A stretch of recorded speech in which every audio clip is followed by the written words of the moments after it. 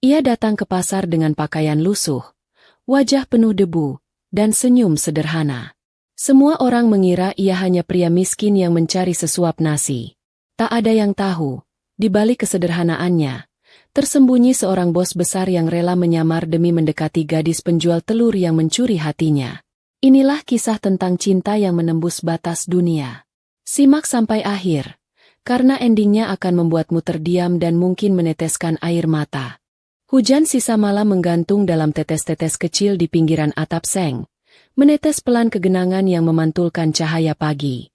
Di gang sempit pasar tradisional, bau tanah basah bercampur wangi bumbu dapur, riuh suara pedagang saling sahut, dan bunyi logam dari timbangan tua yang dipindah-pindah membuat pagi seolah bernyanyi. Lampu-lampu kuning di beberapa kios masih menyala redup, memberi hangat pada wajah-wajah yang lelah namun tidak pernah putus asa. Di ujung gang, seekor kucing menyeberang pelan, sesekali menoleh, seakan paham bahwa setiap hari di sini selalu dimulai dengan doa sederhana yang tidak diucapkan. Rian datang tanpa menarik perhatian siapapun. Ia berjalan dengan langkah yang tenang, mengenakan kaos abu-abu yang sudah kusam, celana hitam sederhana, dan sepatu yang basah di ujungnya. Topi hitam menutupi sebagian dahinya. Di punggungnya ada tas kain. Dari jauh, ia terlihat seperti pembeli biasa yang kebetulan punya alasan untuk datang setiap hari. Padahal di tempat lain namanya menjadi tanda tangan pada banyak keputusan yang menggerakkan banyak hidup. Di sini, ia memilih menjadi tidak ada, menjadi seseorang yang lewat seperti orang lain. Ia berhenti sejenak mengamati toko kelontong di kiri kanan, melihat tangan-tangan cekatan menimbang gula, menakar minyak, menyalin catatan di buku kecil. Ia menelan udara pagi yang tajam dan jernih, merasakan dada yang lapang, sesuatu yang jarang terasa di ruang rapat lantai tinggi. Telurnya baru turun ya Bu. Terdengar suara seseorang di depan. Suara itu ia kenal. Suara yang membuatnya kembali berjalan, mendekati lapak telur di tikungan kedua. Lapak dengan spanduk lusuh yang bertuliskan nama sederhana, milik seorang ibu yang ramah dan tenang. Di sana, Laras sedang menata baki telur, menumpuknya dengan hati-hati hingga membentuk piramida kecil yang cantik. Tangannya lincah dan telaten. Wajahnya bersih. Ada senyum yang selalu terjaga di sudut bibir. Di sampingnya, seorang perempuan paruh baya duduk memeriksa buku catatan, menghitung stok, sesekali mengangkat kepala untuk menyapa pelanggan. Itulah Bu Sari, ibunya Laras. Dua perempuan yang menghidupi lapak kecil itu dengan kerja jujur dan kata-kata yang santun. Rian berdiri tak jauh. Ia tidak ingin terlihat memandangi terlalu lama, meskipun hatinya melambat, seperti seseorang yang mendadak teringat rumah. Ia melangkah ke depan setelah antrian pembeli agak renggang. Laras menoleh. Senyum itu datang seperti kebiasaan yang baik. "Selamat pagi," kata Laras. "Selamat pagi," jawab Rian. Telurnya ada yang ukuran sedang. 2 papan. Ada. Yang baru turun tadi subuh. Kulitnya bersih, putihnya kental, ucap Laras. Ia mengangkat 2 papan telur, memperlihatkan dengan sedikit miring agar Rian dapat melihat permukaannya. "Mau dicek dulu?" Rian mengangguk. Ia menunduk, mengamati satu persatu dengan perhatian yang jarang dipakai orang untuk hal sederhana seperti ini. Ia mengetuk halus salah satu cangkang dengan ujung kuku, mendengar bunyi tipis yang meyakinkan. Laras memperhatikan cara Rian melihat telur. Ada keanehan yang diam-diam ia catat di benaknya.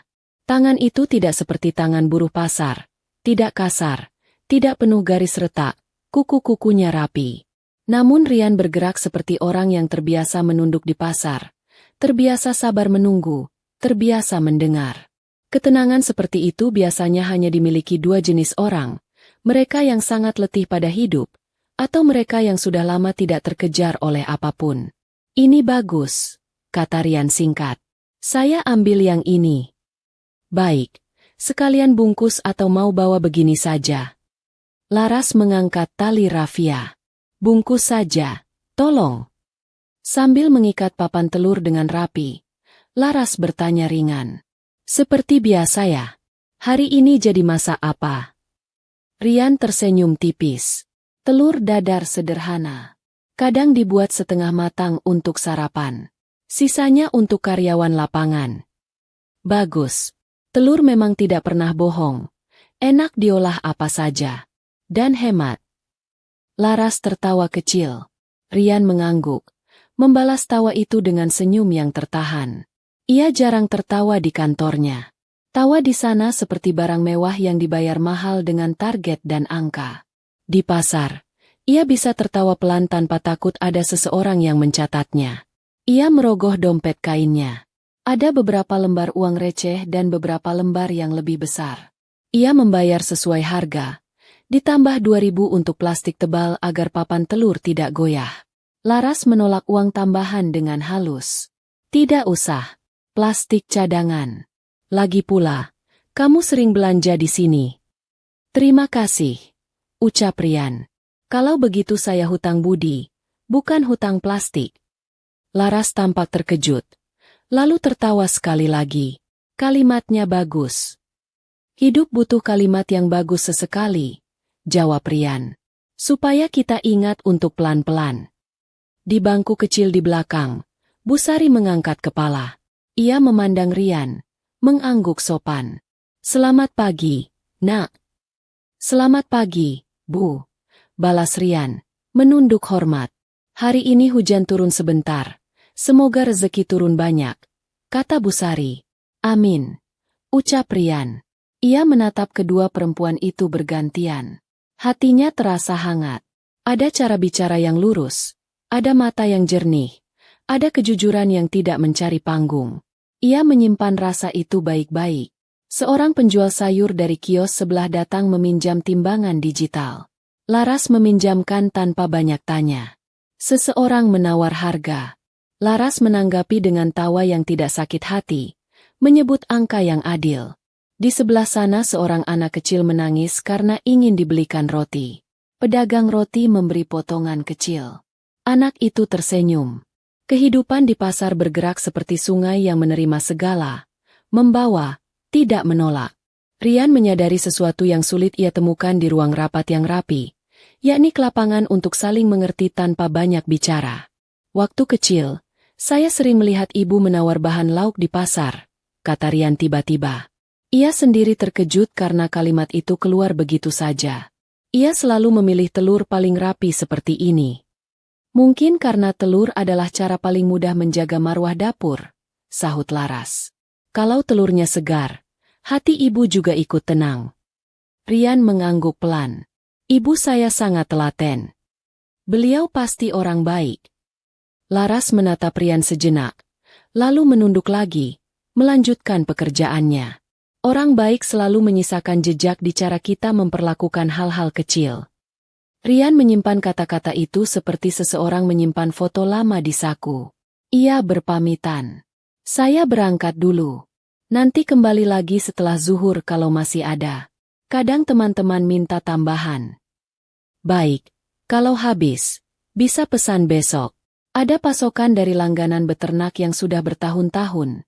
Jawab Laras. Rian mengangkat papan telur yang sudah diikat rapi, memindahkannya ke dalam tas kain. Ia berjalan pelan melewati gang yang masih becek. Di beberapa sudut, pekerja pasar sedang menyapu sisa sayur dan daun. Seorang pemuda menawarkan jasa angkut. Rian menolak dengan halus. Ia ingin merasakan sendiri beratnya papan telur di tangan. Ingin tahu seperti apa rasanya menyeimbangkan beban dalam keramaian. Ia ingin tubuhnya mengingat sesuatu yang sering dilupakan oleh pikirannya yang selalu sibuk.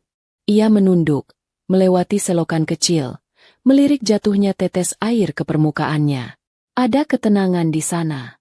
Ia berhenti di warung kopi ujung gang.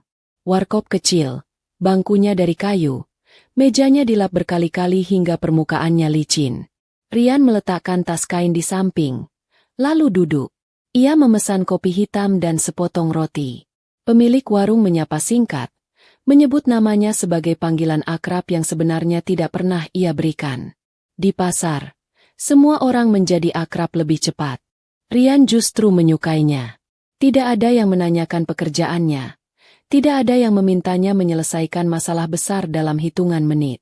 Minum dulu, Bang, kata pemilik warung sambil mendorong gelas. Terima kasih. Rian membalas. Ia menatap permukaan kopi. Uapnya naik pelan, membawa aroma pahit yang jujur. Ia meneguk sekali, merasakan hangat yang merayap ke dada. Ia menatap lapak telur dari kejauhan.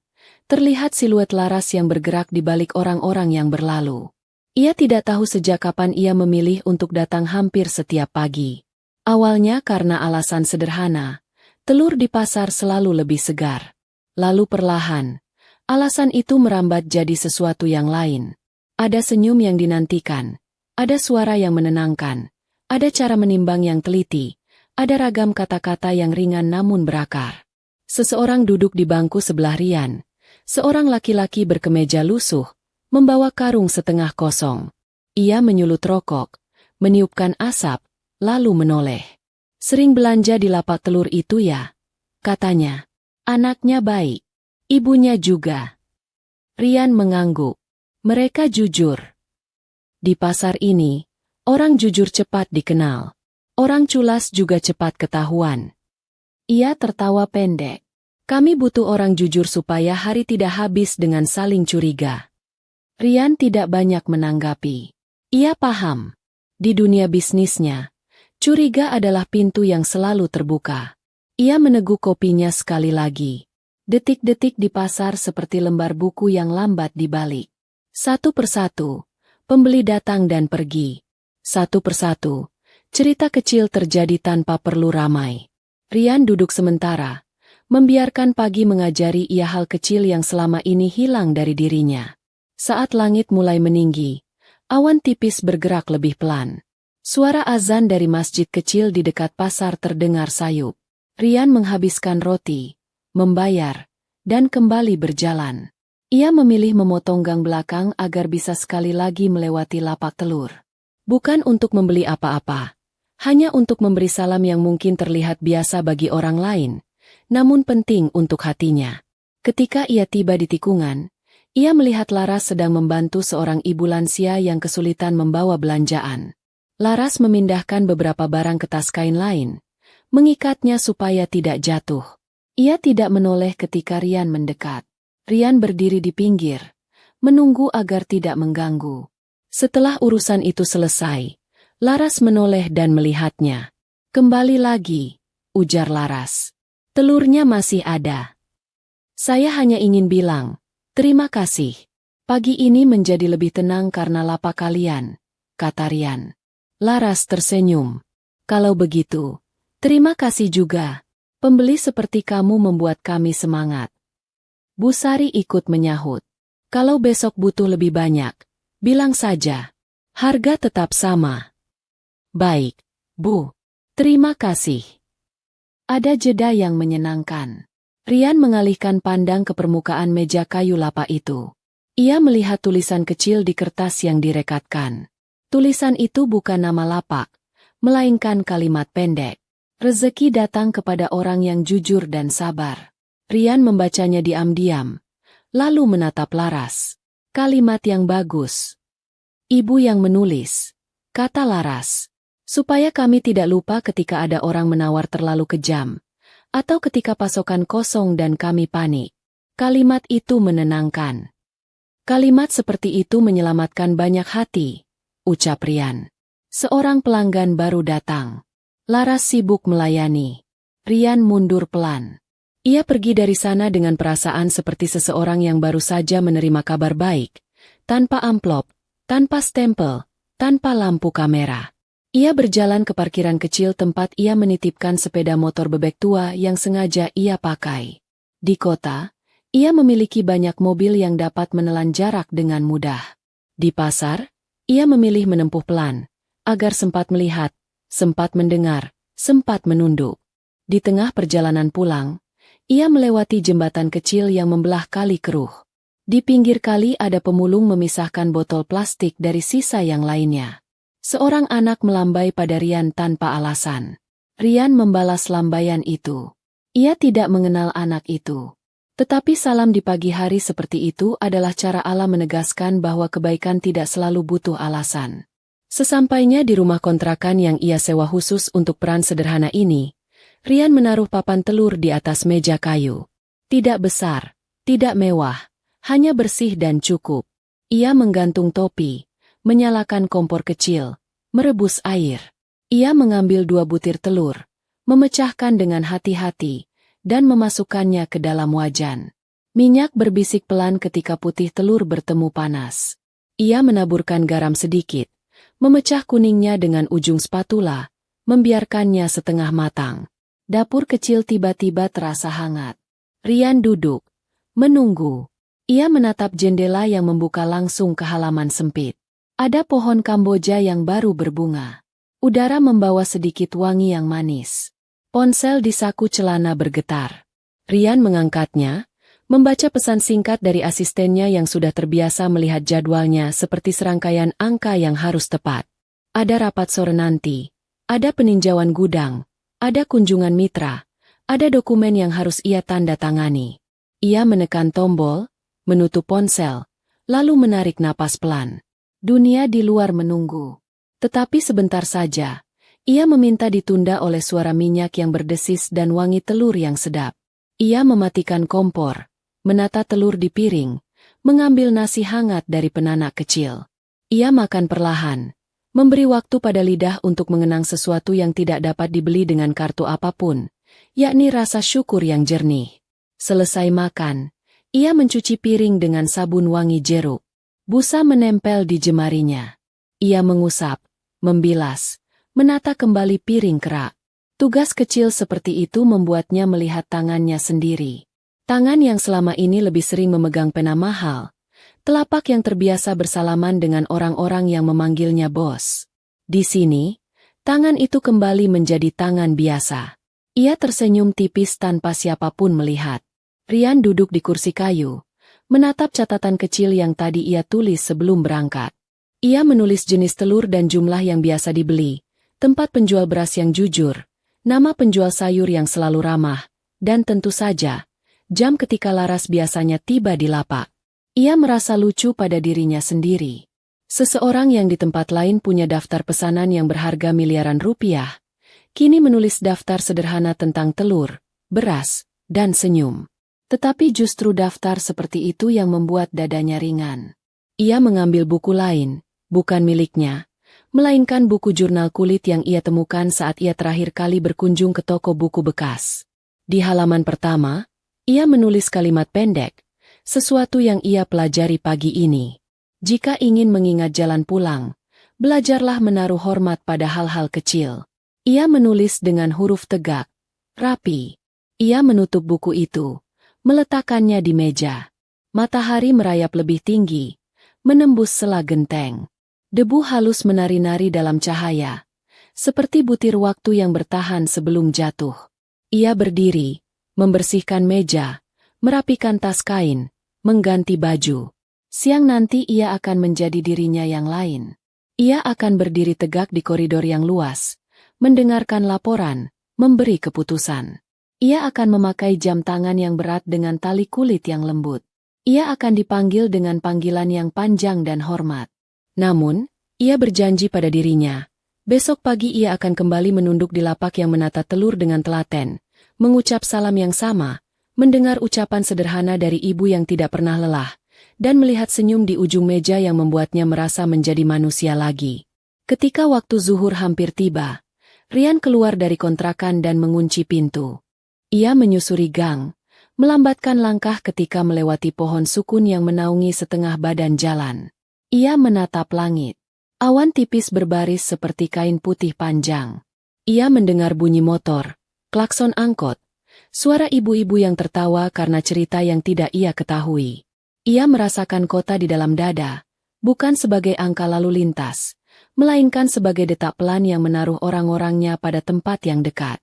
Di perempatan kecil, seorang bapak penjual es lilin memanggil. Rian membeli 2, menyimpan 1 untuk penjaga parkir di pasar.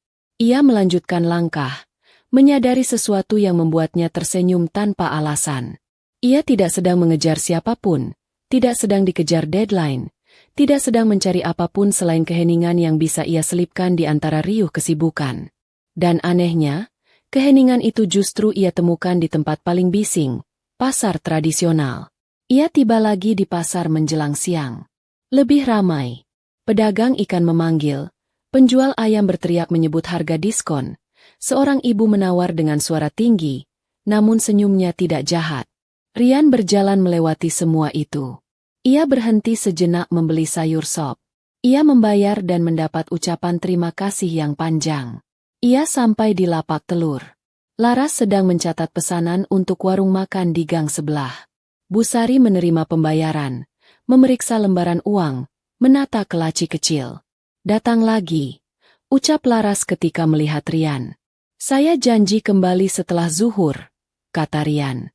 Tadi saya lupa membeli tambahan 1 papan untuk tetangga kontrakan. Berarti rezekinya memang kembali ke sini. Laras mengambil 1 papan, memeriksanya, lalu menyerahkannya ke Rian. Hati-hati, jalanan makin ramai. Rian mengangguk. Saya bawa pelan. Ia menoleh sebentar. Suara orang-orang sekeliling seperti meredup. Ia melihat mata Laras yang jernih. Tidak ada yang istimewa dalam pengertian majalah atau iklan. Tetapi ada sesuatu yang membuat orang ingin duduk lebih lama, ingin bercerita, ingin diperhatikan tanpa dihakimi. Ia memahami bahwa hidup yang baik memerlukan saksi yang tulus.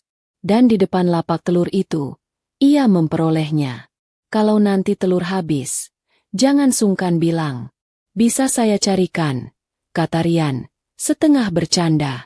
Laras tertawa kecil. Terima kasih.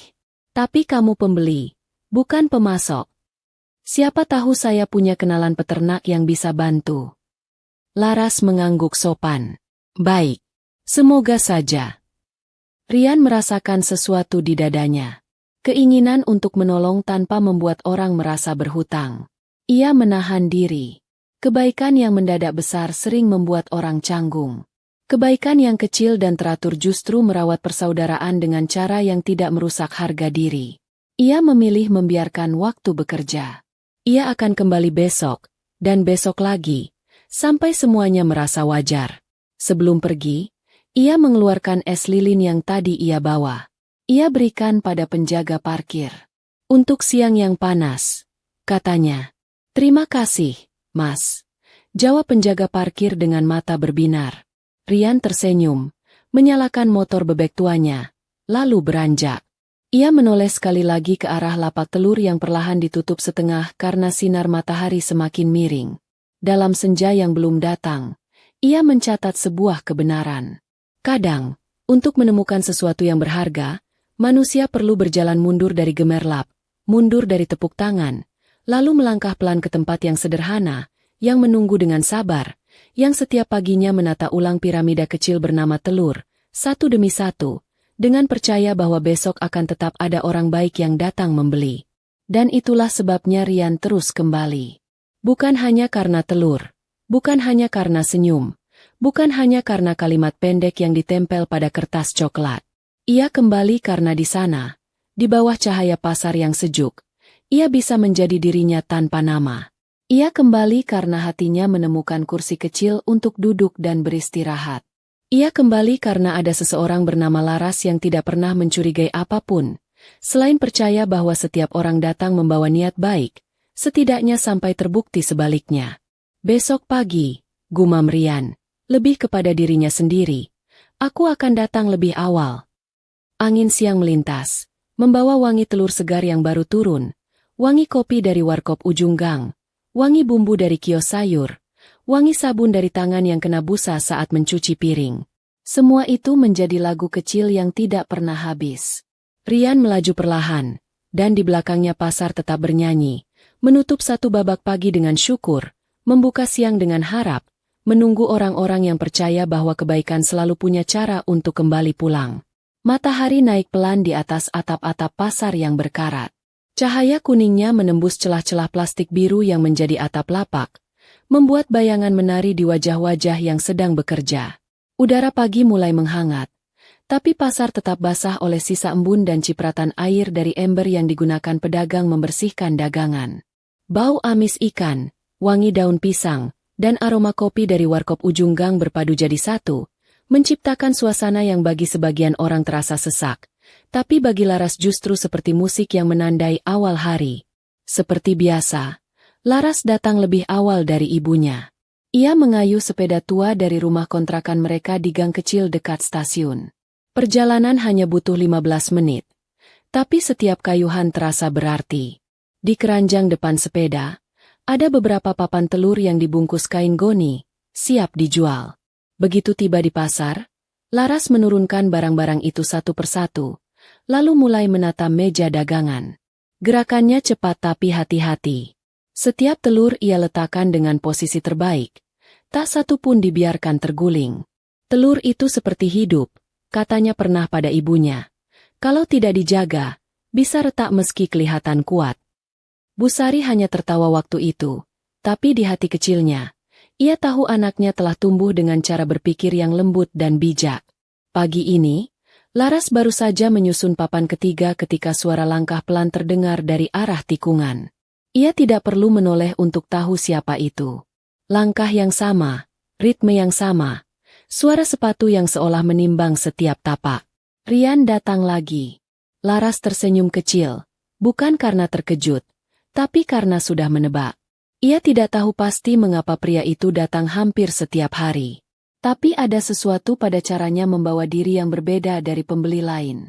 Ia tidak pernah menawar, tidak pernah terburu-buru, tidak pernah meninggikan suara. Hanya datang, memilih, membayar dengan sopan, lalu pergi setelah berbincang sedikit. Namun yang paling aneh, setiap kali ia pergi, suasana di lapak terasa berubah, seperti baru saja dilalui angin yang wangi dan tenang. "Selamat pagi," sapa Laras tanpa menoleh. "Selamat pagi," jawab suara itu dari belakang, lembut tapi tegas. Datang lebih awal dari biasanya. "Ya, hari ini pasar belum terlalu ramai. Saya suka saat begini, masih sepi dan terdengar jelas suara orang tertawa," jawab Rian. Laras menoleh, menatap sekilas. Rian mengenakan jaket hitam tipis, dan di tangannya ada tas kain yang sudah agak kusam. Wajahnya terlihat lelah, tapi bukan lelah karena kurang tidur. Ada jenis lelah yang datang dari terlalu banyak berpikir. Laras mengenali itu, karena ia sering melihat pantulan yang sama di cermin ketika malam tiba dan ia menghitung uang hasil dagangan yang pas-pasan. "Apa yang ingin dibeli hari ini?" tanya Laras sambil tersenyum. "Seperti biasa. 2 papan telur sedang," jawab Rian. "Tapi kalau ada yang kecil sedikit, ambilkan 1 juga. Untuk anak tetangga saya." Laras menatapnya sebentar, sedikit heran. "Kamu sering membantu orang, ya?" Rian tersenyum samar. "Tidak juga. Saya hanya belajar dari orang-orang yang pernah menolong saya." Laras tidak bertanya lebih jauh. Ia hanya menunduk, memilih telur-telur dengan cepat. Tapi dalam hatinya, ia merasa ada sesuatu yang berbeda dari pria ini. Bukan karena bajunya, bukan karena caranya bicara, melainkan karena ada aura tenang di sekelilingnya. Seperti seseorang yang pernah kehilangan banyak hal, lalu belajar untuk tidak kehilangan dirinya sendiri. Sambil membungkus telur, Laras berkata, "Kamu kelihatannya bukan orang sini. Dari cara bicara, tidak seperti orang kampung ini." "Benar," jawab Rian. "Saya tinggal agak jauh. Tapi entah kenapa, saya lebih suka pasar ini dibanding pasar yang dekat rumah." "Kenapa?" "Di sini, orang masih menatap mata saat bicara. Masih tertawa meski dagangannya belum laku. Masih mau menolong tanpa menunggu imbalan." Laras terdiam. Kalimat itu sederhana, tapi ada sesuatu di dalamnya yang menusuk pelan. "Kamu bicara seperti orang yang sudah lama tidak melihat semua itu." "Mungkin karena saya memang sudah lama tidak melihatnya," jawab Rian pelan. Mereka berdua sama-sama diam beberapa saat. Di luar, seorang pedagang ayam lewat sambil berteriak menawarkan potongan daging segar. Suara tawar-menawar terdengar dari segala arah. Tapi di antara riuh itu, ada ruang sunyi kecil di lapak telur mereka. Ruang yang hanya diisi oleh 2 orang yang sama-sama memegang sesuatu yang rapuh tanpa mereka sadari. Bu Sari datang membawa termos berisi air panas. "Laras, tolong ambilkan 2 gelas," katanya. "Kita buatkan teh dulu sebelum ramai." "Baik, Bu." Laras mengambil 2 gelas kaca dan menuangkan air panas, menambahkan gula, lalu memberikan 1 kepada Rian. Minum dulu, biar tidak dingin. Rian terlihat terkejut. Wah, saya pembeli, tidak enak kalau dikasih. Anggap saja teman. Lagi pula, teh ini tidak mahal, jawab Laras sambil tersenyum. Rian menerima gelas itu dengan kedua tangan. Ia menatap uap yang keluar dari permukaan teh. Terima kasih. Rasanya sudah lama saya tidak diberi minuman oleh orang yang tidak punya alasan selain kebaikan. Laras menatapnya heran. Maksudmu? Biasanya orang memberi karena ingin sesuatu. Jarang yang memberi hanya karena ingin melihat orang lain hangat, jawab Rian pelan. Laras tertawa kecil. Kamu ini suka bicara aneh. Mungkin, kata Rian. Tapi saya serius. Mereka tertawa bersamaan. Suara tawa itu ringan, seperti dua batu kecil yang dilempar ke kolam pagi, menciptakan riak lembut di permukaan waktu. Setelah Rian pergi, Bu Sari menatap anaknya sambil tersenyum. Laki-laki itu sopan ya? Laras mengangguk. Sopan, Bu. Tapi aneh. Aneh bagaimana? Lihat tangannya deh. Halus sekali. Bukan tangan orang yang kerja kasar. Tapi tiap kali bicara, matanya seperti orang yang sudah kenyang hidup susah. Bu Sari tertawa kecil. Bisa jadi dia punya cerita sendiri. Semua orang di pasar ini datang membawa cerita. Kita cuma tidak sempat mendengarnya. Laras diam. Ia memandangi arah kemana Rian pergi. Ada rasa ingin tahu yang mulai tumbuh. Ia tidak tahu kenapa, tapi setiap kali pria itu datang, hatinya terasa lebih ringan. Seolah hidup yang keras ini punya jeda sebentar untuk bernapas. Sore harinya, pasar mulai sepi. Laras dan ibunya membereskan lapak. Ia duduk di kursi plastik, menyandarkan tubuh sambil menatap sisa cahaya matahari yang menembus sela atap plastik. Pikirannya masih tertinggal di pagi tadi, pada kalimat-kalimat Rian, pada caranya memandang, pada kesederhanaan yang terasa tidak dibuat-buat. Bu, katanya pelan. Menurut ibu, apa bisa dua orang dari dunia yang sangat berbeda bisa saling memahami? Bu Sari menoleh. Pertanyaan macam apa itu? Entah. Tiba-tiba terpikir saja. Bu Sari tersenyum. Laras, setiap orang membawa langitnya sendiri-sendiri. Kadang langit itu tinggi, kadang rendah. Tapi hujan yang turun tetap sama. Yang penting bukan dari mana kita datang, tapi apa yang kita rasakan waktu berteduh di bawah hujan yang sama. Laras terdiam lama. Kata-kata ibunya seperti nasihat yang tidak langsung menjawab pertanyaan, tapi justru menenangkan. Di rumah kontrakan malam itu, Laras berbaring di kasur tipis. Lampu kecil di sudut kamar menyala temaram. Di luar, suara jangkrik terdengar bersahutan. Ia memejamkan mata, tapi bayangan pasar, telur-telur yang tersusun rapi, dan wajah Rian terus muncul dalam pikirannya. Ada sesuatu di dalam dirinya yang perlahan berubah arah, seperti jarum kompas yang menemukan kutub baru. Sementara itu, di tempat lain, di rumah besar di kawasan kota, Rian duduk di ruang kerja yang luas dan sepi. Di depannya ada layar komputer dengan laporan keuangan yang menumpuk, angka-angka besar yang biasanya ia baca tanpa perasaan. Tapi malam itu, matanya tidak fokus pada angka. Ia teringat wajah gadis dengan senyum di ujung meja. Gadis yang memandang dunia dengan cara sederhana, tapi membuatnya merasa lebih manusia daripada semua orang yang pernah menunduk padanya. Ia menutup laptop, mematikan lampu, dan bersandar di kursi. Di balik semua yang ia miliki, rumah besar, mobil mewah, kantor tinggi, ada ruang kosong yang tidak bisa diisi oleh apapun. Tapi pagi tadi, di lapak kecil dengan bau telur dan kayu lembab, ruang itu terasa sedikit penuh. Terima kasih, Laras, bisiknya pelan, untuk teh hangat dan kalimat yang jujur. Lalu ia tersenyum sendiri dalam gelap, menyadari sesuatu yang belum ia rasakan selama bertahun-tahun, keinginan untuk datang lagi, bukan karena ingin membeli sesuatu, tapi karena ingin mendengar seseorang berkata, "Selamat pagi," dengan tulus. Dan malam pun turun perlahan, membawa janji bahwa esok pagi, cerita mereka akan berlanjut di antara tumpukan telur, aroma kopi, dan senyum yang diam-diam mulai tumbuh menjadi alasan untuk hidup.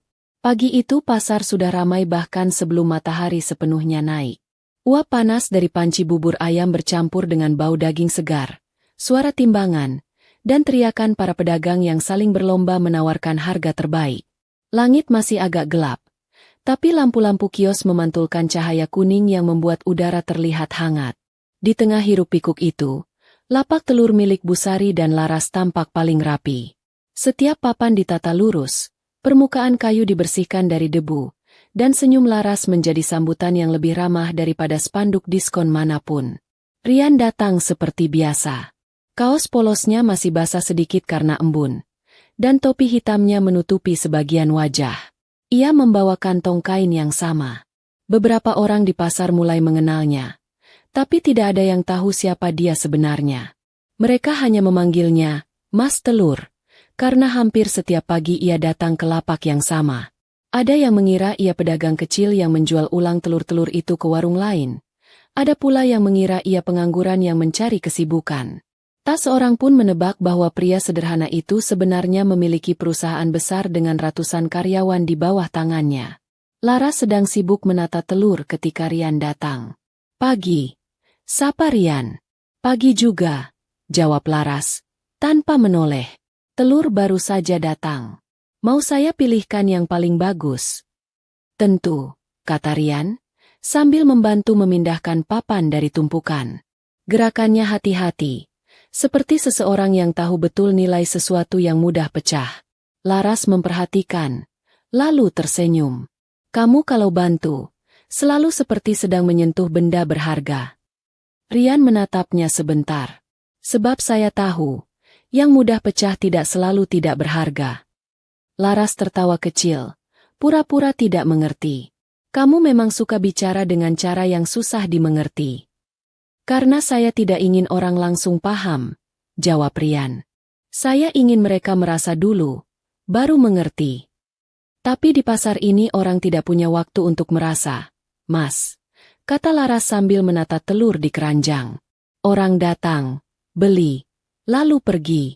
Yang penting telur tidak retak dan harga tidak mahal." Rian mengangguk. "Itu sebabnya aku betah di sini.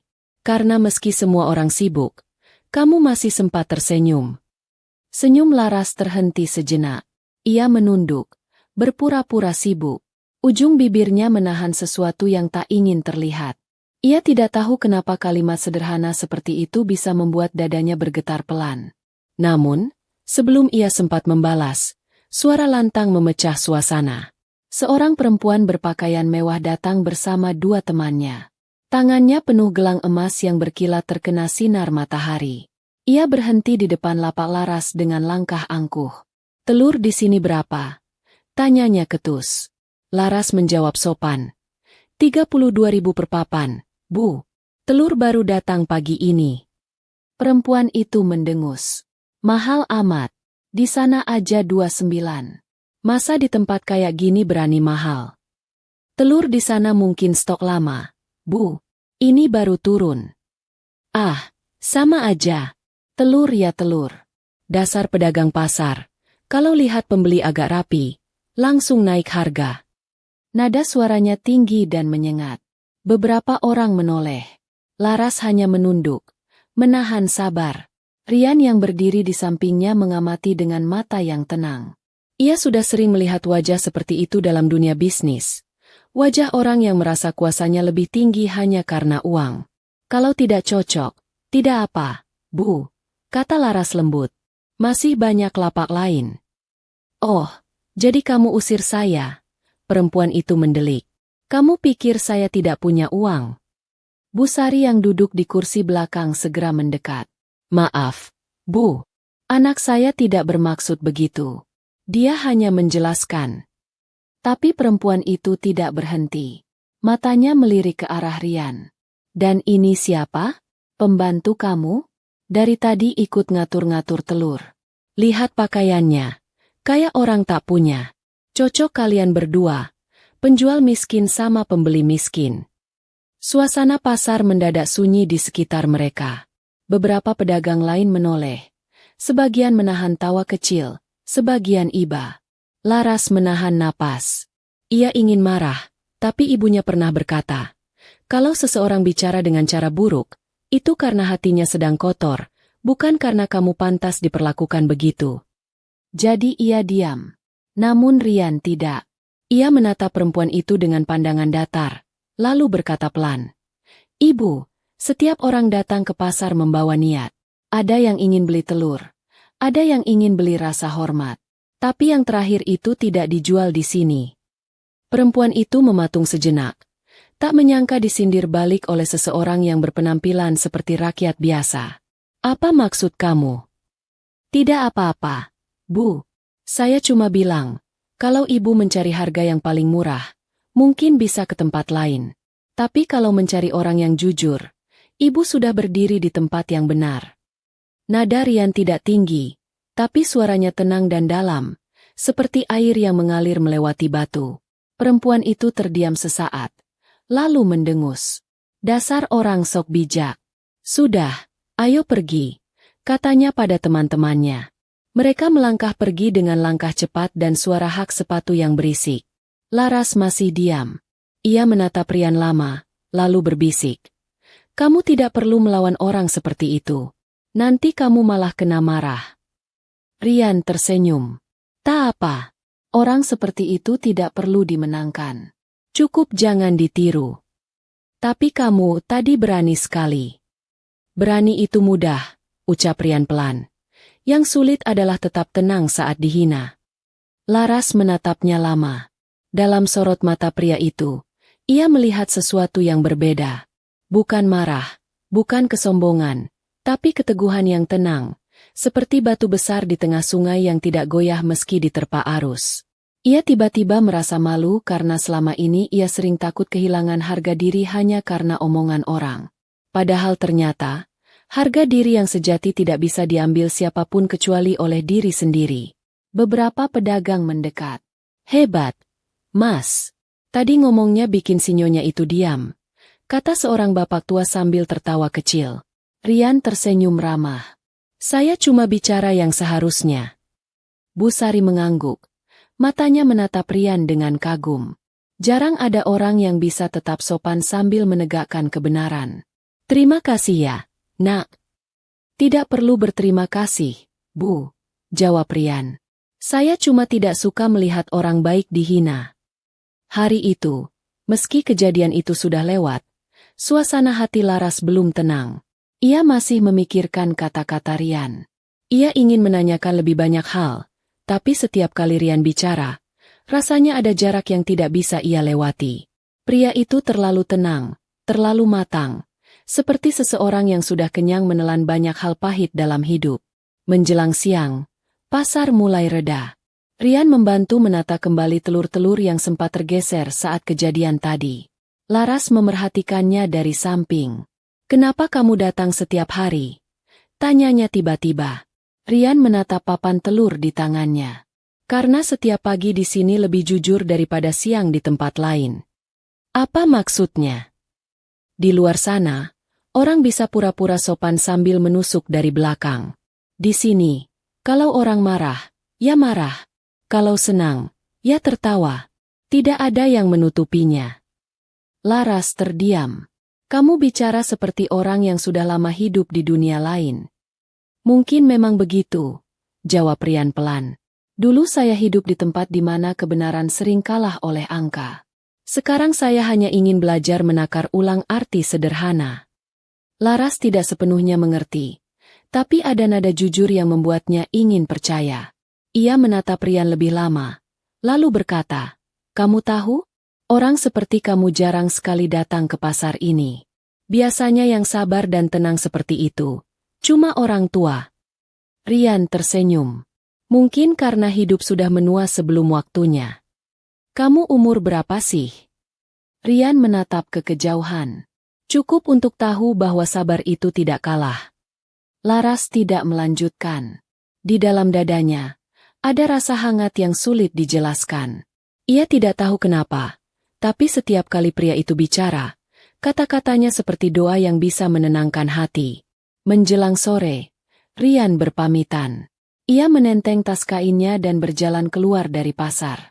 Namun sebelum benar-benar pergi, Ia berhenti di tikungan, menatap kembali ke arah lapak Laras. Gadis itu masih sibuk melayani pembeli. Senyumnya sudah kembali seperti semula, seolah tidak ada kejadian pagi tadi. Tapi di matanya, Rian melihat sesuatu yang baru, kekuatan lembut yang tumbuh dari luka kecil yang tidak ia tunjukkan. Ia menatap sebentar lebih lama, lalu berbisik pada dirinya sendiri. Begitulah orang kuat, tidak perlu membalas, cukup bertahan tanpa kehilangan cahaya. Sore itu langit mulai jingga. Pasar perlahan menutup diri. Di antara hiruk-pikuk yang perlahan memudar, ada dua hati yang diam-diam sedang belajar mengenal makna kesederhanaan. Yang satu karena pernah punya segalanya lalu kehilangan arah, yang satu karena tidak pernah punya apa-apa tapi tidak kehilangan harapan. Dan di titik pertemuan keduanya, dunia seolah berhenti sebentar. Karena kadang, cinta tidak lahir dari pertemuan yang indah, tapi dari penghinaan yang membuat dua jiwa akhirnya saling mengerti. Langit pagi itu tampak muram. Awan gelap bergulung pelan dari arah utara, menandakan hujan akan turun kapan saja. Pasar mulai ramai seperti biasa, namun kali ini suara pedagang terdengar lebih cepat, seolah mereka ingin menghabiskan waktu sebelum langit benar-benar pecah. Udara lembab membawa bau tanah, bercampur aroma bawang, cabai, dan daun pisang yang basah. Di tengah keramaian itu, Laras menata dagangan seperti biasa, sementara Busari duduk di bangku kecil sambil menyiapkan catatan harian. Rian datang sedikit terlambat hari itu. Ia baru tiba ketika tetes-tetes pertama mulai jatuh dari langit, menimpa aspal pasar yang berlubang. Beberapa pedagang mulai menutup dagangan mereka dengan terpal biru. Rian mengenakan jaket tipis dan membawa payung hitam besar di tangan kanan. Langkahnya cepat, tapi matanya tetap tenang. Ia menunduk sedikit ketika melewati genangan air di depan lapak sayur, lalu berhenti di depan lapak Laras yang mulai ditutup sebagian. "Sudah mulai hujan, Mas," sapa Laras, setengah berteriak agar suaranya terdengar di tengah riuh suara air. Rian tersenyum. "Ya, tapi saya pikir kamu masih di sini." "Tentu masih. Telur tidak bisa ditinggal begitu saja." Laras menertawakan dirinya sendiri. "Kalau kabur, bisa laku semua tanpa bayar." Rian ikut tertawa, lalu membuka payung besar itu. Ia menunduk, berdiri di sisi lapak, menahan hujan agar tidak mengenai Laras dan telur-telur yang belum sempat ditutup. Laras menatapnya, agak terkejut. "Mas, tidak perlu. Kamu nanti basah," katanya. "Tidak apa," jawab Rian, suaranya lembut. "Lagi pula, basah karena menolong orang lebih hangat daripada kering karena ego." Laras berhenti sejenak. Kalimat itu lagi-lagi sederhana, tapi punya kedalaman yang tidak bisa ia jelaskan. Ia mengambil ujung payung dan memegangnya bersama-sama dengan Rian agar posisi lebih stabil. Mereka berdiri begitu, di bawah payung hitam yang menampung rintik hujan yang kian deras. Di sekeliling mereka, pasar berubah jadi pemandangan yang lain. Pedagang berlarian menutup kios, suara ember dan plastik bercampur. Anak-anak kecil berlari-lari di sela lorong sambil tertawa. Tapi di tengah hiruk-pikuk itu, dua orang berdiri diam, berbagi tempat kecil di bawah hujan yang semakin turun rapat. Air menetes di tepi payung, membentuk irama yang pelan tapi teratur. Laras menatap ke depan. "Kamu tidak takut pilek?" "Tidak," kata Rian. "Saya sudah lama tidak sakit." "Hebat. Saya kalau kena hujan sebentar saja bisa demam."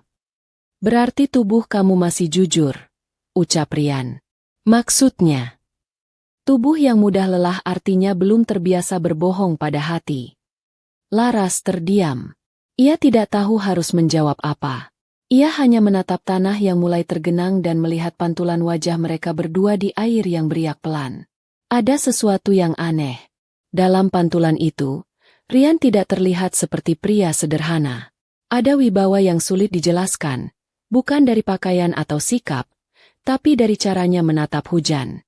Seolah hujan itu bukan sesuatu yang harus dihindari, melainkan teman lama yang sudah lama tidak ditemui. Hujan semakin deras. Rian membantu menutup sisi lapak dengan plastik tambahan. Ia bergerak sigap, mengikat tali ke paku kayu di ujung meja. Laras menahan tali di sisi lain. Tangan mereka sempat bersentuhan. Sekejap saja, tapi cukup untuk membuat Laras merasa jantungnya berdetak lebih cepat dari bunyi hujan di luar. Rian menatapnya sebentar, lalu berpura-pura fokus ke tali. Tali ini agak longgar. Nanti kalau angin kencang bisa lepas. Iya, jawab Laras cepat, menunduk agar pipinya yang memanas tidak terlihat. Biasanya ibu yang ikat. Bu Sari muncul dari belakang dengan mantel plastik seadanya. Wah, terima kasih sudah bantu, Nak. Kalau tidak, bisa banjir lapak kami. Rian menunduk sopan. Tidak apa-apa, Bu. Saya suka hujan. Bu Sari tertawa. Hujan memang indah kalau dilihat, tapi kalau kita di pasar, indahnya sering basah. Indah yang tidak nyaman kadang justru paling jujur, Bu. Balas Rian sambil tersenyum. Bu Sari menatapnya lama. Ada sesuatu di tatapan pria itu yang membuatnya ingin percaya. Ia lalu menepuk bahu Rian pelan. Kamu ini anak baik. Ibu doakan rezekimu lancar. Ya. Amin, jawab Rian. Beberapa menit kemudian, hujan mulai reda. Rian masih berdiri di situ, memastikan air tidak merembes ke dalam lapak. Setelah itu, ia menutup payung dan menatap Laras yang sedang menata ulang telur. Kamu tidak apa-apa? Laras mengangguk. Tidak apa. Cuma kedinginan sedikit. Rian membuka tas kainnya, mengeluarkan selembar sapu tangan kering. Pakai ini, kalau kamu tidak keberatan. Tidak usah, Mas. Nanti kamu butuh. Saya punya banyak, katanya sambil tersenyum. Tapi yang satu ini lebih baik digunakan. Laras menerima dengan ragu. Terima kasih. Ia mengusap wajahnya perlahan. Aroma kain itu samar, tapi bersih dan wangi. Bukan wangi sabun murah yang biasa dijual di warung, tapi wangi lembut yang hanya ada di tempat yang rapi dan mahal. Sekilas, ia kembali curiga siapa sebenarnya pria ini. Tapi rasa itu ia simpan dalam hati. Ia tahu, kadang terlalu banyak bertanya justru membuat yang indah kehilangan bentuknya. Mas, katanya pelan setelah beberapa saat. Kenapa kamu selalu bantu saya dan ibu? Rian menatapnya. Karena kamu dan ibumu tidak pernah minta tolong, tapi selalu terlihat berjuang. Laras mengerjap. Maksudnya? Banyak orang meminta belas kasihan meski tidak perlu. Tapi kamu justru memberi semangat meski sedang kesulitan. Saya jarang melihat itu. Kami hanya hidup seapa adanya. Itu justru hebat, kata Rian. Orang yang bisa hidup seapa adanya biasanya sudah berdamai dengan takdirnya. Laras menunduk. Kata-kata itu seperti air hujan yang menembus hati pelan-pelan. Ia tidak tahu harus berkata apa. Ia hanya tahu, dunia yang selama ini terasa sempit tiba-tiba terasa luas. Seolah hujan membawa udara baru yang lebih segar. Setelah hujan benar-benar berhenti, pasar kembali ramai. Orang-orang keluar dari tempat berteduh. Anak-anak berlari di genangan air. Pedagang sayur menata ulang dagangan yang basah. Rian masih di situ, membantu memindahkan papan telur ke sisi yang lebih kering. Laras memperhatikannya sambil sesekali mencuri pandang. Ia baru sadar, setiap gerak Rian selalu tenang, tidak pernah terburu-buru. Ia tidak terlihat seperti orang yang sedang menghindar dari waktu. Ia terlihat seperti orang yang sedang berdamai dengannya. Ketika Rian berpamitan, Laras memberanikan diri bertanya, Mas, kamu kerja di mana? Rian berhenti sejenak. Ia tahu pertanyaan itu akan datang suatu hari. Saya kerja di bidang distribusi, jawabnya pelan. Distribusi apa? Macam-macam. Kadang bahan makanan, kadang barang rumah tangga. Oh, pantes kamu tahu banyak soal telur. Rian tersenyum. Sedikit-sedikit. Laras mengangguk puas, walau sebenarnya tidak benar-benar mengerti. Ia tidak ingin menekan lebih jauh. Hati-hati di jalan, ya. Kamu juga, jawab Rian. Kalau hujan lagi, jangan lupa tutup lapak lebih awal. Kalau hujan lagi, kamu datang bantu lagi saja, kata Laras tanpa sadar. Mereka berdua sama-sama tertawa. Rian menunduk, lalu berjalan pergi. Tapi kali ini langkahnya lebih lambat dari biasanya. seolah ada bagian dari dirinya yang ingin tertinggal di sana. Sore itu, ketika Laras dan Busari menutup lapak, langit sudah cerah. Matahari sore muncul malu-malu di balik awan. Laras memandangi genangan air yang memantulkan warna oranye lembut. Di dalam pantulan itu, ia melihat bayangan payung hitam besar yang masih melekat di pikirannya. Ia menarik napas dalam-dalam, lalu berbisik.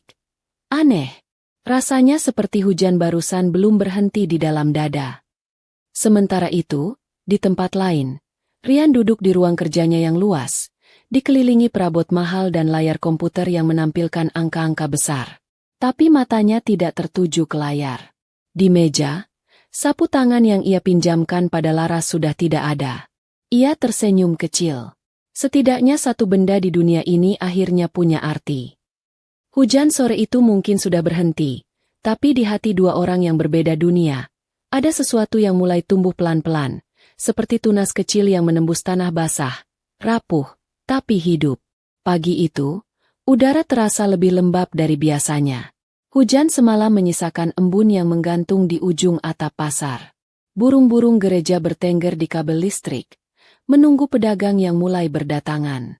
Laras mengayuh sepeda tuanya perlahan, membawa 3 papan telur di keranjang depan.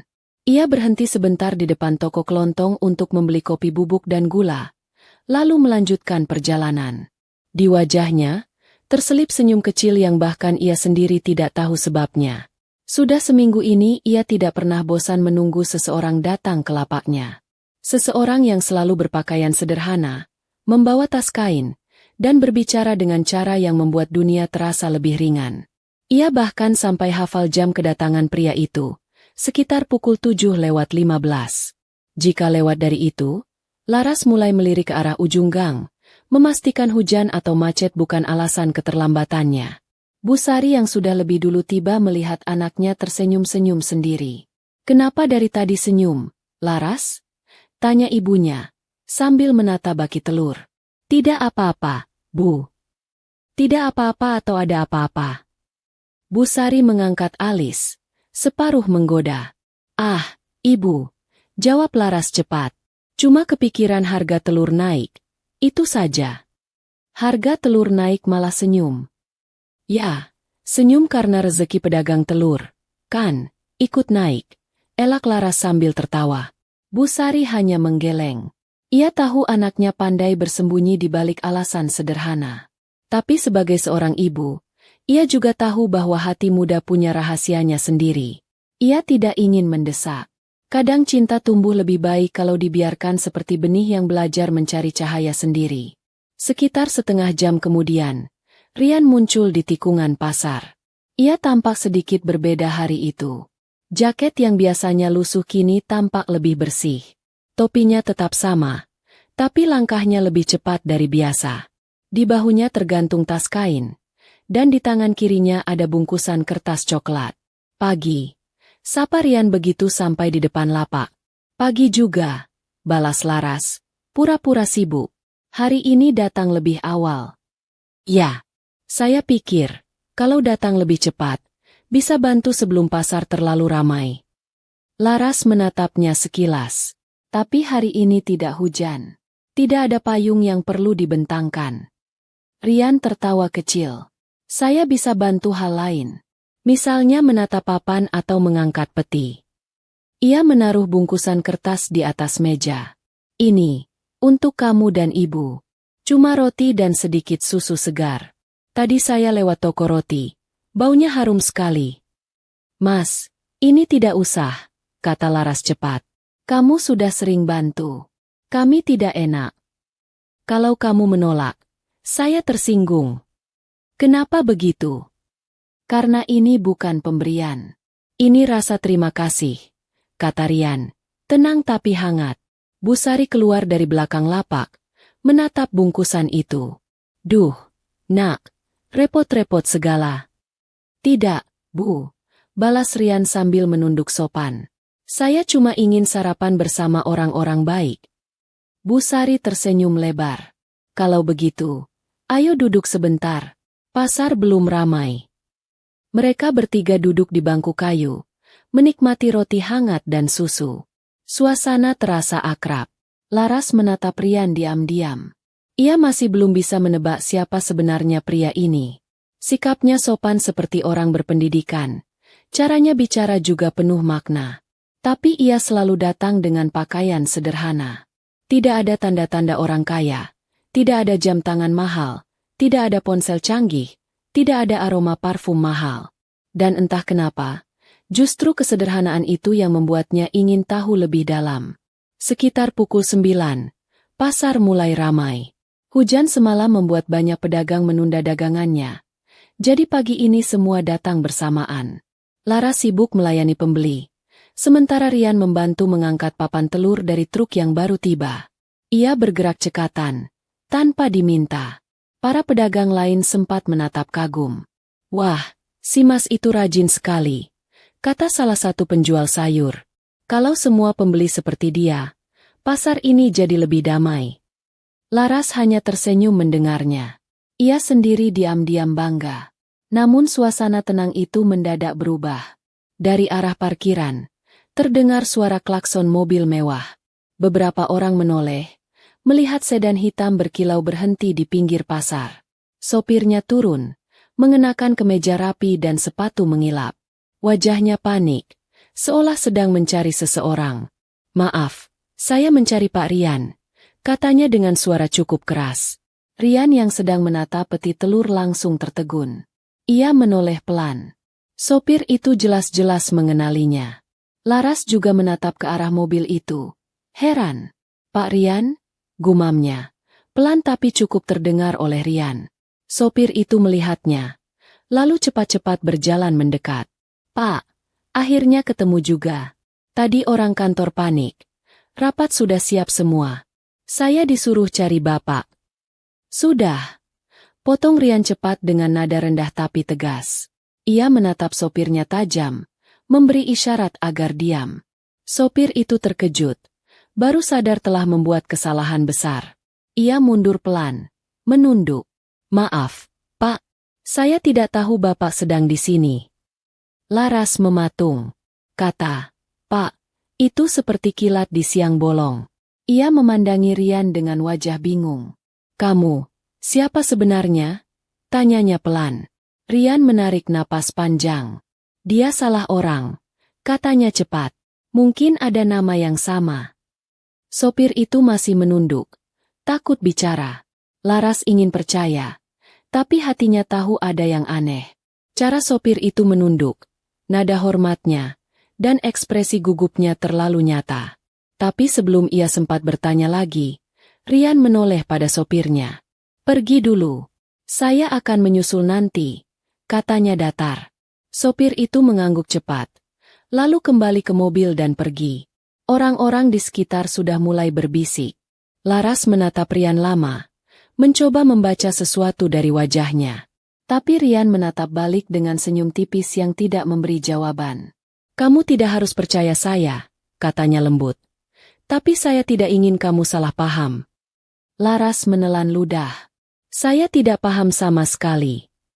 Dan mungkin itu yang terbaik untuk sekarang, balas Rian. Mereka berdua diam. Hujan yang tadi pagi hanya tersisa di udara kini seperti turun lagi. Tapi kali ini di dalam hati Laras. Ia berusaha tetap melayani pembeli yang datang. Tapi pikirannya berlari ke tempat lain. Apakah selama ini ia sedang berbicara dengan seseorang yang menyembunyikan sesuatu besar di balik kesederhanaannya? Sementara Rian berdiri di sisi lapak, menatap orang-orang yang berlalu. Di dadanya, ada rasa bersalah yang menekan kuat. Ia tidak pernah berniat membuat Laras curiga, apalagi berbohong. Ia hanya ingin mengenal dunia tanpa topeng. Tapi dunia yang ia tinggalkan sepertinya tidak mau melepaskannya begitu saja. Siang itu, Rian berpamitan lebih cepat. Saya harus pergi dulu, katanya singkat. Laras mengangguk tanpa menatap. Baik. Jangan marah, ucap Rian pelan. Saya tidak marah, jawab Laras, masih menunduk. Cuma bingung. Rian ingin menjelaskan, tapi bibirnya tidak menemukan kata yang tepat. Ia hanya bisa berkata, saya akan cerita nanti, kalau waktunya sudah pas. Kalau waktunya sudah pas, mungkin saya sudah tidak ingin tahu, balas Laras. Suaranya nyaris seperti bisikan. Rian terdiam. Ia menatap wajah gadis itu lama-lama. Ada kesedihan di sana, tapi juga kekuatan.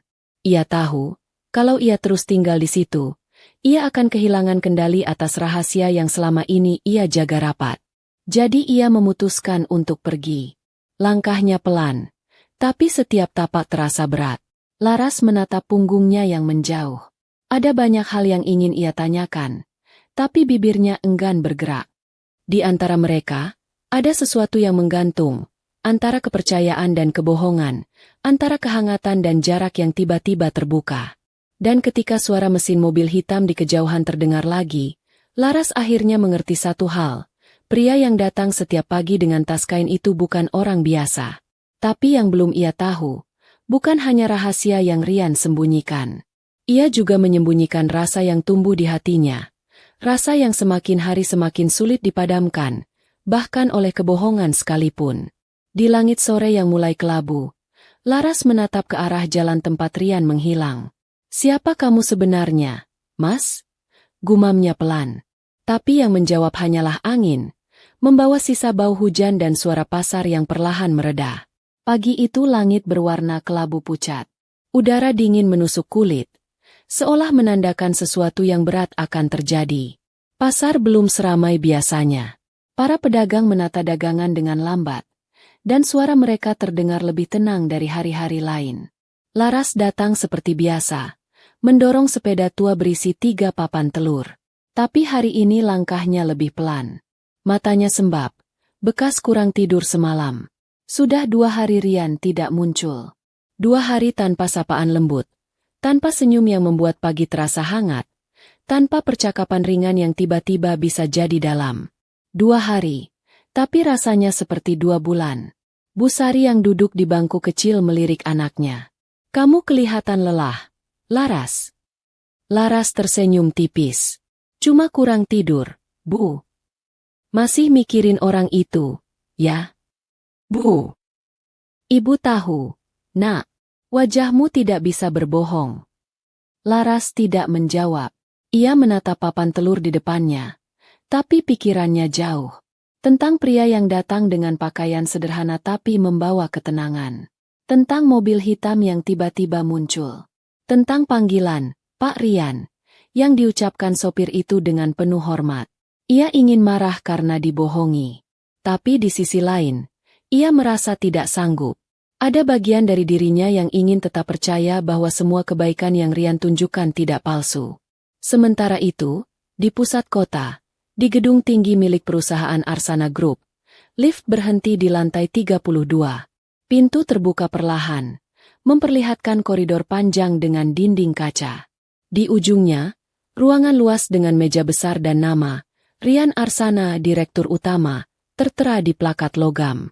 Rian duduk di balik meja itu, menatap layar komputer tanpa benar-benar membaca apapun. Kemejanya rapi, dasinya terikat sempurna, tapi matanya kosong. Ia baru saja kembali dari perjalanan bisnis keluar kota.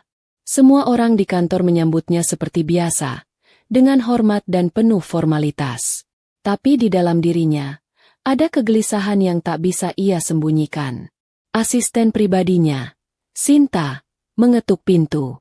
"Pak, semua laporan sudah siap, dan ada tamu dari Dinas Perdagangan, ingin bertemu."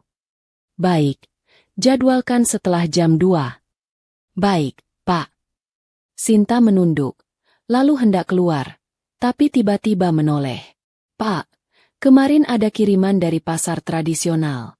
Tertulis nama pengirimnya, Bu Sari. Rian mendongak cepat. "Pasar tradisional?" "Ya." "Saya tidak buka, tapi sepertinya kiriman telur. Ada catatan kecil di atasnya." Sinta meletakkan kotak itu di atas meja. Kotak kayu sederhana, berisi 2 papan telur dan selembar kertas coklat kecil bertuliskan tulisan tangan halus. "Mas Rian, kami tidak tahu kamu siapa sebenarnya. Tapi kalau memang kamu orang baik seperti yang kami kenal, jangan biarkan dunia yang besar membuatmu lupa cara sederhana mencintai. Bu Sari Laras." Rian menatap tulisan itu lama. Bibirnya bergetar, tapi tidak ada kata keluar. Dunia di sekelilingnya seperti berhenti. Angka-angka di layar komputer kehilangan makna. Semua kesuksesan yang ia raih seolah tidak ada gunanya. Ia menutup mata, menarik napas panjang. Dalam bayangannya muncul wajah Laras, dengan senyum sederhana, tangan yang selalu sibuk menata telur, dan mata jernih yang tidak pernah menilai siapapun berdasarkan penampilan. Ia tahu, ia tidak bisa diam lagi. Siang itu juga, Rian memutuskan untuk pergi. Di pasar, Laras sedang melayani pembeli ketika tiba-tiba seseorang datang membawa surat. "Mbak Laras, ini ada undangan pengiriman dari kantor Arsana Group. Katanya mau pesan pasokan telur dalam jumlah besar. Dikirim atas nama Pak Rian," kata kurir itu. Nama itu membuat darah Laras seakan berhenti mengalir. Ia menerima surat itu dengan tangan gemetar. Di atas kertas tebal berkop perusahaan, tertulis permintaan resmi dari perusahaan besar di kota. Ia membaca perlahan, lalu menatap ibunya. "Bu, ini kantor Rian." Bu Sari menatap surat itu, kemudian menatap anaknya. "Mungkin sekarang kamu sudah tahu siapa dia sebenarnya." Laras tidak menjawab. Ia hanya menatap tulisan tangan tanda tangan di bawah surat itu. Tulisan yang sama dengan tulisan kecil di kertas nota yang dulu Rian tulis ketika membeli telur pertama kali. Hatinya bergetar. "Bu, aku harus tahu." Tanpa pikir panjang, Laras berangkat ke alamat yang tertulis di surat itu. Ia naik bus kota, menempuh perjalanan hampir 1 jam. Gedung tinggi itu tampak megah, dengan kaca berkilau dan pintu otomatis yang berputar perlahan. Ia menatap papan nama di depan gedung, Arsana Group. Tangannya bergetar ketika melangkah masuk. Petugas resepsionis menyambut sopan. "Selamat siang. Ada yang bisa kami bantu?" "Saya mencari Pak Rian." "Apakah sudah membuat janji sebelumnya?" "Tidak, tapi tolong bilang saja, Laras dari pasar tradisional ingin bertemu." Petugas itu tampak ragu, tapi setelah menelpon beberapa menit, ia berkata, "Silakan naik ke lantai 32. Pak Rian sedang menunggu." Laras terkejut. Menunggu? Apakah ia sudah tahu ia akan datang? Dengan langkah pelan dan hati berdebar, ia masuk ke lift. Suara mesin lembut mengiringi perjalanannya ke lantai tertinggi.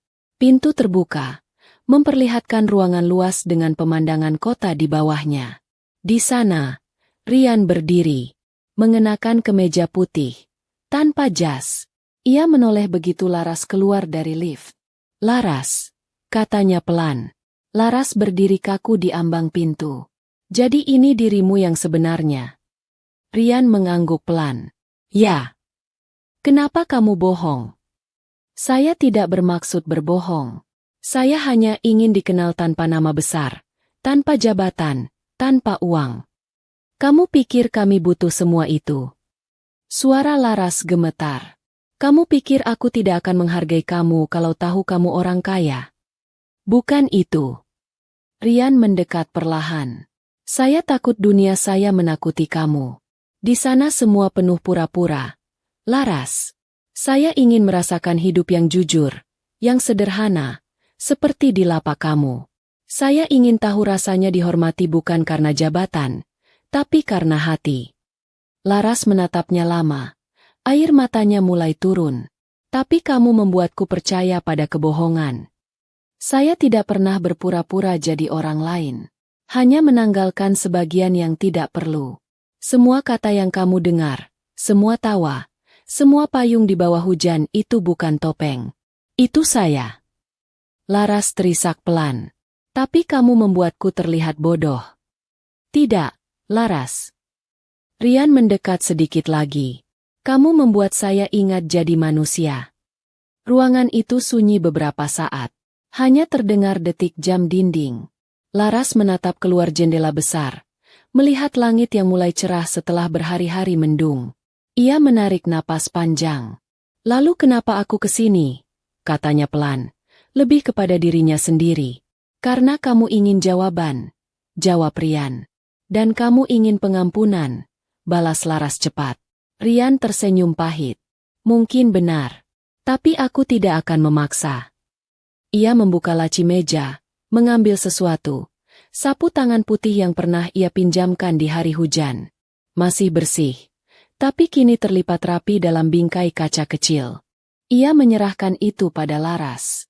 Aku simpan ini bukan karena kainnya, tapi karena itu satu-satunya hal yang membuat aku merasa dekat dengan kejujuran. Laras memegang bingkai itu. Air matanya jatuh satu persatu. Kamu tahu, dunia kamu memang tinggi, Rian. Tapi tempat yang membuat kamu manusia justru di bawah, di pasar yang becek dan bau ikan itu. Rian menunduk. Aku tahu. Kalau begitu, jangan datang lagi sebagai bos. Datanglah sebagai Rian yang aku kenal. Pria yang bisa tertawa karena telur tidak pecah. Rian menatapnya. Apa itu artinya kamu memaafkan saya? Laras menghela napas.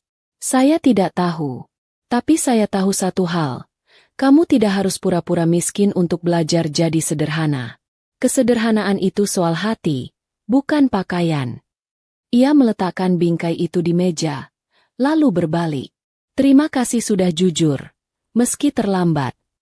Rian menatap punggungnya yang perlahan menghilang di balik pintu.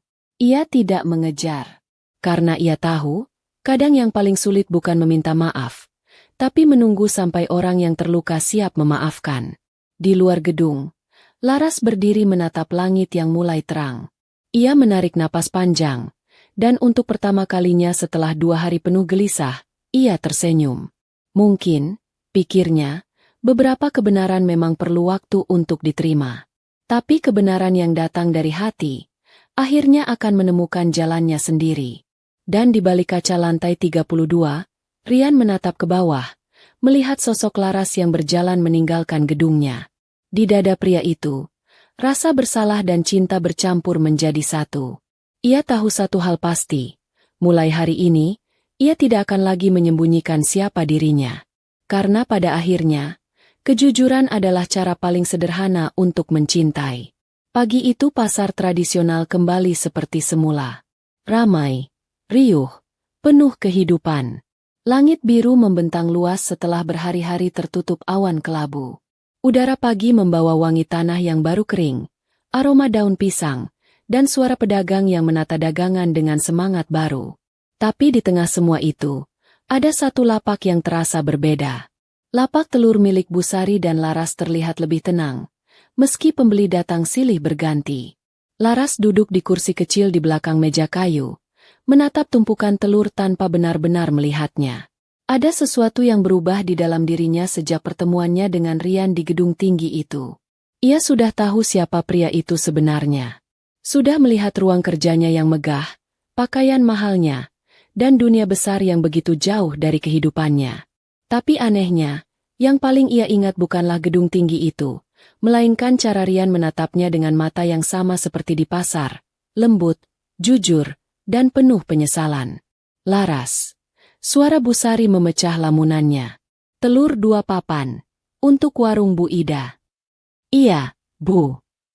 Laras segera berdiri, mengambil papan telur, menimbang, lalu membungkusnya dengan hati-hati. Gerakannya tetap cepat dan telaten seperti biasa. Tapi setiap kali tangannya menyentuh kulit telur, hatinya teringat kalimat Rian hari itu. Aku tidak pernah berpura-pura jadi orang lain. Aku hanya menanggalkan sebagian yang tidak perlu. Ia menarik napas panjang, menatap langit yang biru di atas pasar. Di tengah kesibukan, ada kerinduan yang ia biarkan menggantung di udara. Tidak ia tolak, tidak pula ia panggil. Hari itu berjalan seperti biasa. Hingga menjelang siang, sesuatu yang tak biasa terjadi. Suara mesin mobil terdengar di ujung gang pasar. Orang-orang menoleh heran, karena jarang sekali mobil masuk sampai ke dalam pasar sempit itu. Mobil berhenti tak jauh dari lapak telur. Pintu terbuka. Dari sana, keluar seorang pria dengan kemeja putih sederhana dan celana hitam polos. Tidak ada jas, tidak ada dasi, tidak ada jam tangan mahal. Laras mematung. Rian berjalan mendekat, membawa tas kain di tangan. Tas yang dulu selalu ia pakai setiap kali datang ke pasar. Senyum itu kembali muncul di wajahnya. Senyum yang sama, tapi kali ini tanpa rahasia. Selamat pagi, katanya pelan. Laras menatapnya lama. Kamu datang lagi. Rian mengangguk. Ya, kali ini bukan untuk bersembunyi, tapi untuk membeli telur, seperti dulu. Busari keluar dari belakang lapak, terkejut melihatnya. Astagfirullah, ini Mas Rian. Rian menunduk sopan. Iya, Bu. Maaf kalau selama ini saya belum jujur. Saya hanya ingin merasakan dunia yang lebih nyata. Busari tersenyum lembut. Tidak apa, Nak. Dunia boleh berbeda, tapi hati tetap bisa saling sapa. Orang-orang mulai memperhatikan. Beberapa berbisik, sebagian tersenyum. Tapi Rian tidak peduli. Ia hanya menatap Laras. Ada jeda panjang di antara mereka. Jeda yang berisi kenangan, kesalahpahaman, dan perasaan yang belum sempat diucapkan. Aku ingin beli telur, kata Rian akhirnya. Tapi kalau sudah habis, aku mau beli sesuatu yang lain. Laras mengerutkan dahi. Apa itu? Hati kamu, jawab Rian, dengan senyum yang tulus dan mata yang tenang. Laras menatapnya lama. Ada tawa kecil yang lolos dari bibirnya, tapi juga air mata yang menggenang di pelupuk. Kamu selalu tahu cara bicara yang aneh, Mas. Karena cinta memang aneh. Laras. Kadang membuat kita berpura-pura jadi miskin hanya supaya bisa merasa cukup. Busari menatap keduanya sambil tersenyum, lalu berpura-pura sibuk merapikan meja. Orang-orang di sekitar lapak mulai tersenyum malu-malu, sebagian tertawa pelan. Tapi bagi Rian dan Laras, dunia di sekitar mereka seolah memudar. Hanya ada dua orang di bawah cahaya matahari itu, dua orang yang akhirnya berhenti saling sembunyi. Laras menunduk. Suaranya bergetar. Kamu tidak malu? Orang-orang tahu kamu siapa. Rian menggeleng. Untuk pertama kalinya dalam hidupku, aku tidak malu jadi diriku sendiri. Karena kamu sudah mengenalku ketika aku bukan siapa-siapa. Tapi dunia kamu dan aku terlalu jauh, Rian. Jarak hanya masalah peta. Laras. Tapi hati tidak pernah tahu jarak. Laras terdiam. Kalimat itu menembus hatinya seperti hujan yang jatuh pelan tapi terus-menerus. Ia menatap Rian, mencoba menemukan kebohongan di matanya, tapi tidak ada. Hanya ada ketulusan, yang sama seperti hari pertama pria itu membeli telur darinya dengan tangan yang berhati-hati. Mas, katanya akhirnya, aku tidak tahu apa yang kamu cari di pasar waktu itu. Rian tersenyum. Awalnya aku hanya ingin merasa hidup, tapi ternyata aku menemukan alasan untuk hidup. Air mata Laras jatuh. Tapi kali ini bukan karena sedih. Ia menunduk. Lalu mengusap pipinya cepat. Telurnya masih ada. Tapi hatiku mungkin sudah kamu bawa sejak lama. Rian menatapnya. Suaranya nyaris berbisik. Kalau begitu, biarkan aku menjaganya. Tanpa nama besar, tanpa gelar. Hanya sebagai Rian yang kamu kenal. Laras mengangguk perlahan. Baiklah, tapi kamu harus janji. Janji apa? Jangan berhenti datang ke pasar. Karena di sini, kamu bukan bos besar. Kamu cuma pembeli biasa yang suka menawar dengan senyum. Rian tertawa kecil. Baik, aku janji. Hening beberapa detik. Lalu Laras menambahkan. Dan jangan lupa, besok telur datang lebih pagi. Berarti aku harus datang lebih pagi lagi. Kalau kamu datang kesiangan, aku jual ke orang lain, katanya sambil tersenyum nakal. Kalau begitu aku akan beli semua sebelum orang lain datang. Mereka berdua tertawa. Suara tawa itu menyatu dengan suara pasar yang riuh, dengan panggilan pedagang sayur, dengan langkah-langkah orang yang terburu-buru. Tapi di tengah kebisingan itu, ada keheningan yang hanya dimengerti dua hati. Keheningan yang lahir dari kejujuran, bukan dari rahasia. Rian menatap langit. Cahaya pagi menyinari wajah Laras yang tersenyum malu. Ia mengulurkan tangan. Boleh aku bantu menata telur hari ini? Laras mengangguk. Seperti biasa. Tapi hati-hati. Yang mudah pecah jangan dijatuhkan. Rian menatapnya sambil tersenyum. Aku sudah belajar dari kamu, Laras. Hal yang mudah pecah justru harus dijaga, bukan dihindari. Dan di bawah sinar matahari pagi itu, mereka menata telur bersama, pelan, rapi, hati-hati, seperti dua orang yang sedang menata ulang hidup mereka. Orang-orang di pasar mungkin akan melupakan pagi itu. Tapi bagi Rian dan Laras, hari itu akan selalu jadi hari ketika kebenaran tidak lagi jadi luka, melainkan jalan pulang. Di sela suara riuh, Bu Sari menatap dari jauh, tersenyum haru. Ia berbisik pelan pada dirinya sendiri. Rezeki memang tidak selalu datang dalam bentuk uang. Kadang datang dalam bentuk hati yang akhirnya bertemu. Dan di atas pasar kecil yang penuh warna itu, matahari bersinar terang, seperti restu yang turun perlahan dari langit, menyinari dua manusia yang akhirnya mengerti bahwa cinta yang sejati tidak pernah butuh nama. Ia hanya butuh kejujuran dan keberanian untuk datang lagi, bahkan setelah semuanya terbuka apa adanya.